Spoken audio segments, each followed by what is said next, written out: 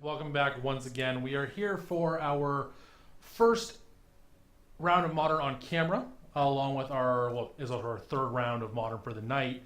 Third of 5, as we've mentioned a couple times now, so there is still lots of action coming your way. We're starting things off here in Modern with Barry on the left, Adam on the right.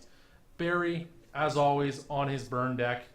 Adam still on his green-white hardened scales +1/+1 counter token deck, whatever you want to call it. So, underway we are. Adam has that turn 1 Birds of Paradise. Barry gonna shock himself down to 18 with a Stomping Ground. And there is the Lava Spike right away. Adam's gonna fall down to 17.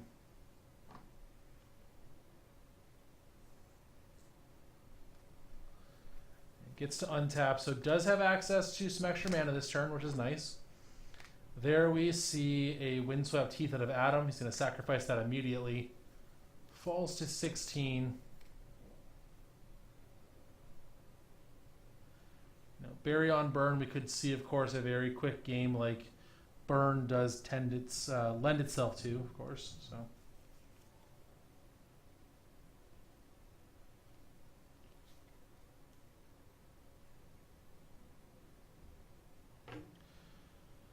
Adam, 2 mana. Down comes the Selfless Spirit. See if there's anything else to do with this 1 mana he has on the bird. It looks like not.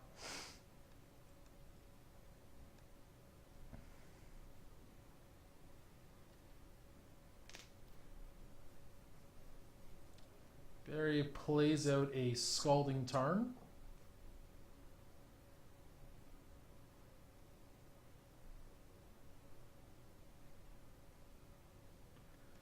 And just passes the turn back. I know I saw a copy of Atarka's Command in his hand. Looks like he also has another land in his hand, so it might have a lot of lands here, which is always a little awkward, but we'll see what he does. He's probably going to have some sort of play on Adam's end step, I imagine.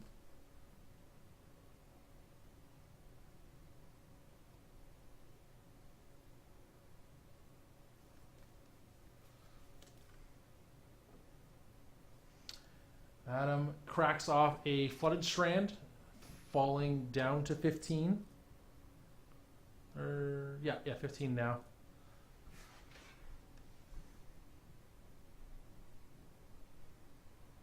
Yeah, so it looks like Barry's hand just full of burn spells. He's got another Lava Spike, 2 Atarka's Commands, a Skull Crack, and a Deflecting Palm. So lots of burn to go in his hand. Adam gets an island, so this is in addition to his deck. He mentioned this before. There we see... Oops, let's get this up here. Plaxcaster Frog. Frogling, sorry. So, 1 green and a blue, graft 3. Target creature with a +1/+1 counter on it gains Shroud until end of turn. So, decently strong against a burn strategy where it, maybe it wants to go after your creatures every now and then. But in this case, it's a 3/3 for 3. So.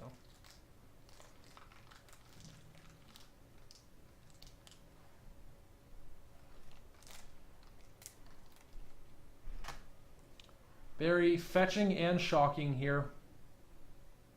Never a surprise.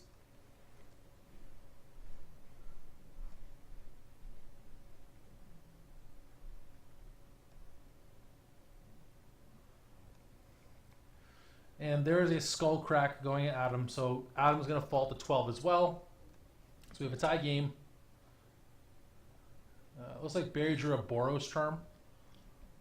Plays out that Scalding Tarn we know about. So right now, if I'm not mistaken, his hand is double Atarka's Command, Deflecting Palm, Lava Spike, Boros Charm. That's pretty good.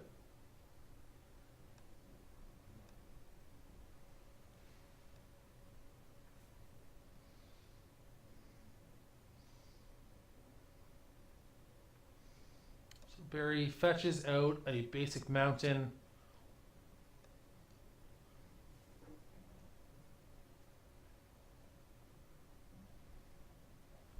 I imagine we're going to see the lava spike here. If it's still in his hand, like we think it is. As that's the only one that really doesn't fit in well here. It lets him still play a 2-drop at the end of Adam's turn, but the rest of Barry's hand costs 2 mana, so he will have lots of choices to finish Adam's turn on, I imagine.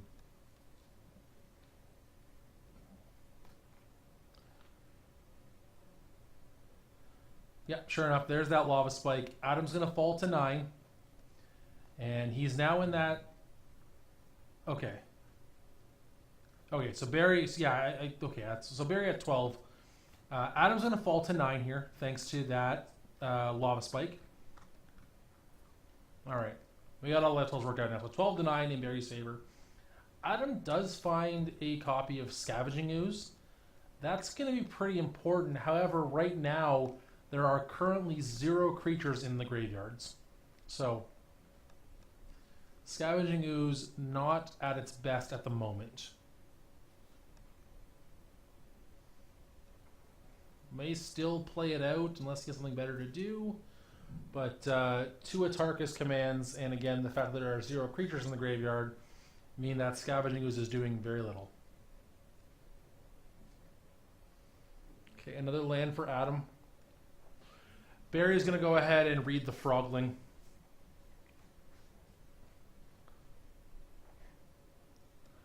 Again, not a card you see very often, but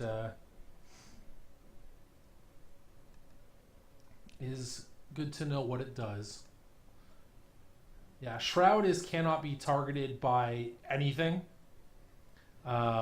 spells or abilities, so it is different from Hexproof, as Hexproof does still allow the controller of the card, or the controller of the creature, whatever permanent it is, to still target it. However, Shroud does not allow that.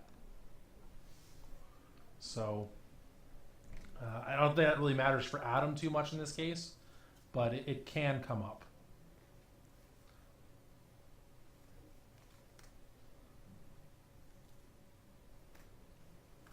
Alright, so Adam's sacrificing his Flooded Strand again. Gonna go and get another land for himself. Not too sure what's in his hand, but he does want to make sure he's careful with his life total. He's gonna go ahead and shock himself. That's very interesting and pretty risky.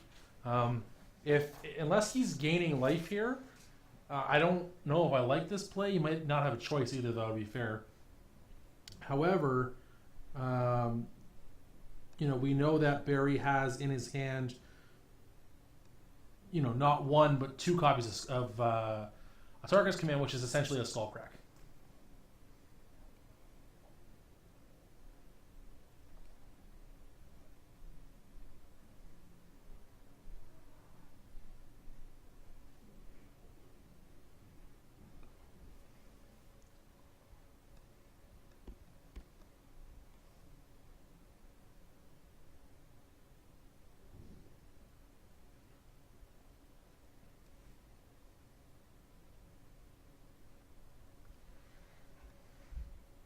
Okay, we see a Nissa Voice of Zendikar come down.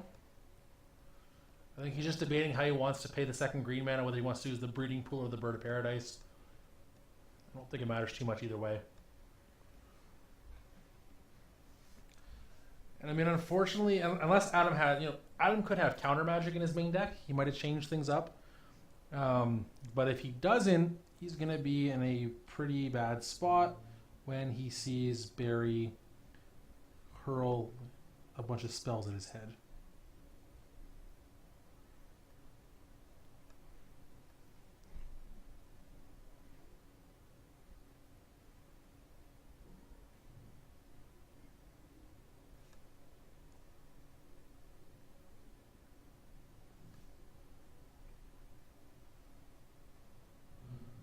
And okay, so it looks like he did go ahead and attack for... Oh wow, this is going to kill Adam on the spot. Okay, interesting. Barry... Okay, so this was an attack for 9? I think Barry could be in trouble here. Adam is definitely able to shroud this Plaxcaster Frogling, and that deflecting palm. Oh no, palm does not trigger or does not target. However, yeah, palm does not target, which is important to keep in mind. Yeah, it's not going to matter here as we're going to see any one of Barry's burn spells just finish this game off. We'll say he's opting for Boros Charm. Yeah, and Adam picks him up, knows that's enough, knows he's beat. So nothing too much to worry about there. He knows it's just over. So Barry does take a quick game one. This matchup is going to be quick either way. Burn is not the kind of deck that likes to take its time. So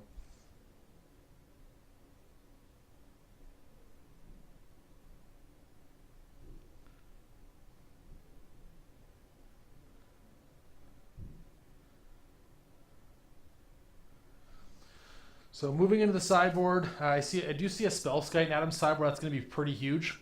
I have to imagine he's bringing that in. Not entirely sure what else he's bringing in. I don't have the best look at his hand, or his sideboard rather. But we'll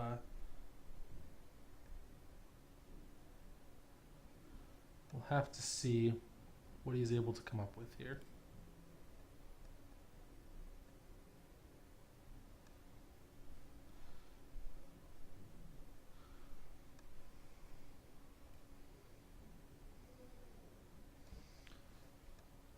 Barry, on the other hand, he could look at other copies of what am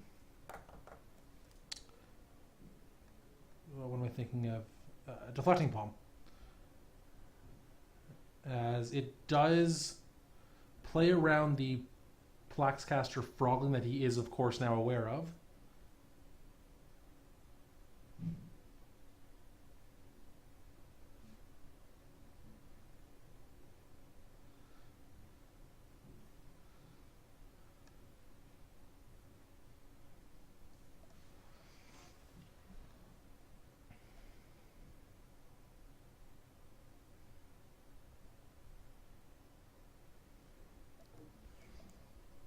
Both players just shuffling up here.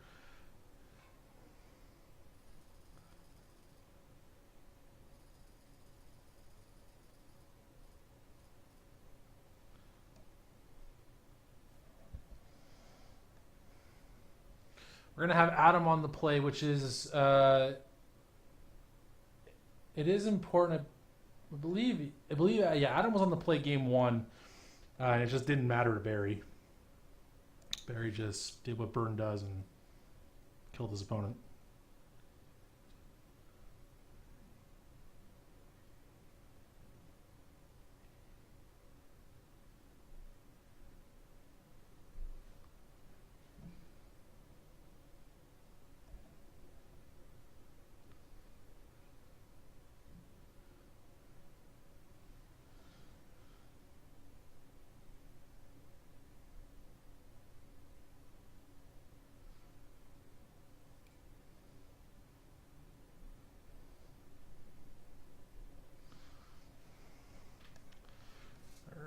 Barry just awaiting the deck from Adam so he can cut and we can get this game 2 underway.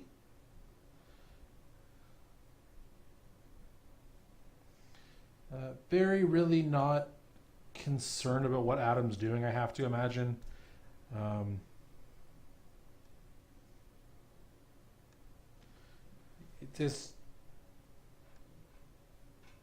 Burn is never really concerned with what other deck is doing, to be fair, though, so I can't say that's a big surprise.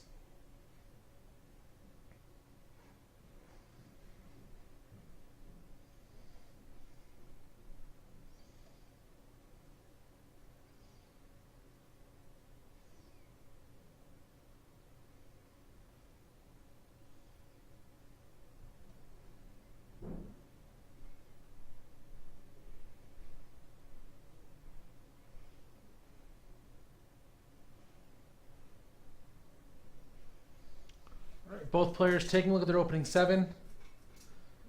Gonna figure out. Looks like they have kept Adam starts turn 1 hardened scales.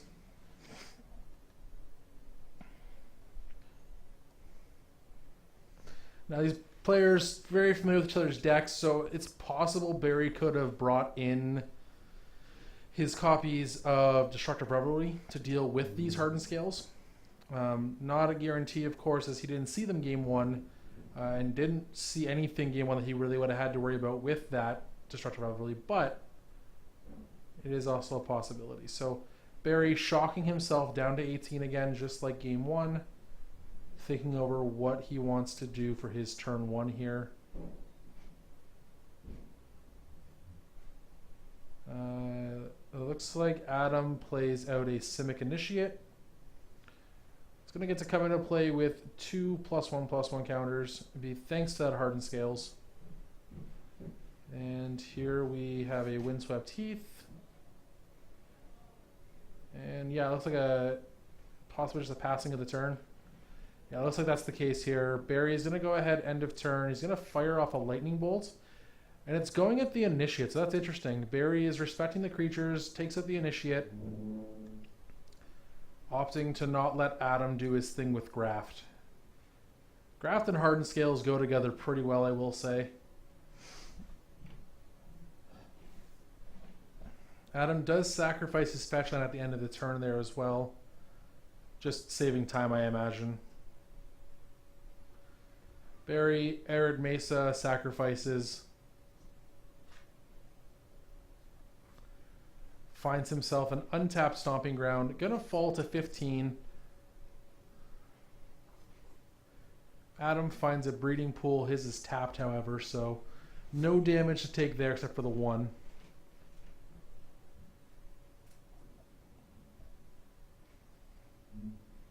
Okay, Barry deciding what he wants to do here. He does have access to all his colors, of course. And 2 mana, which is really where the deck kind of turns on. But just passes back. So, again, we expect to see something on the end of Adam's turn.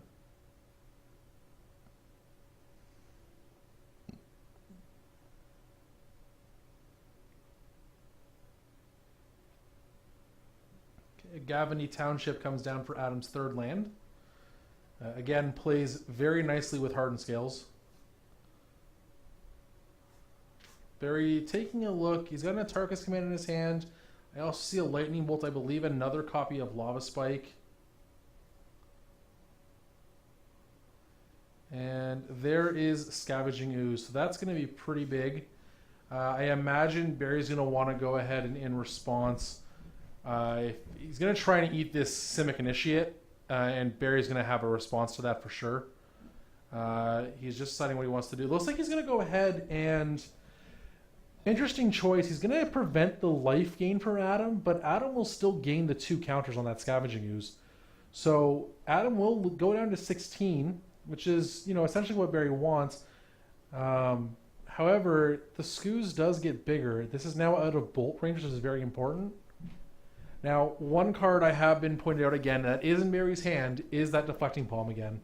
And he actually just drew another copy, it looks like. So, yeah, he's not... in this case here, the Scavenging Ooze kind of becomes a liability for Adam, as it's now going to start doing damage to himself instead.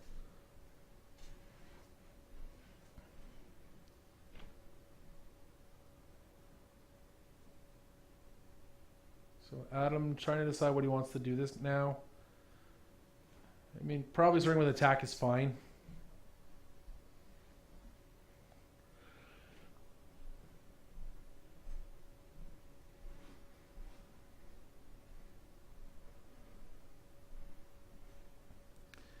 Adam does need to be careful of those palms. He doesn't know where he has them in his hand right now, of course, but he did see them last game. They did contribute to his loss in game 1. So he does have to be aware that if he makes the Scavenging Ooze too big, it could just kill him in one shot. There's another copy of Scavenging Ooze, however. So we'll see what this does. Now Barry going ahead And yeah, deflecting palm on the scavenging ooze immediately. Says take 4. Adam falling to 12. We'll pull up the palm on screen as it is an interesting card.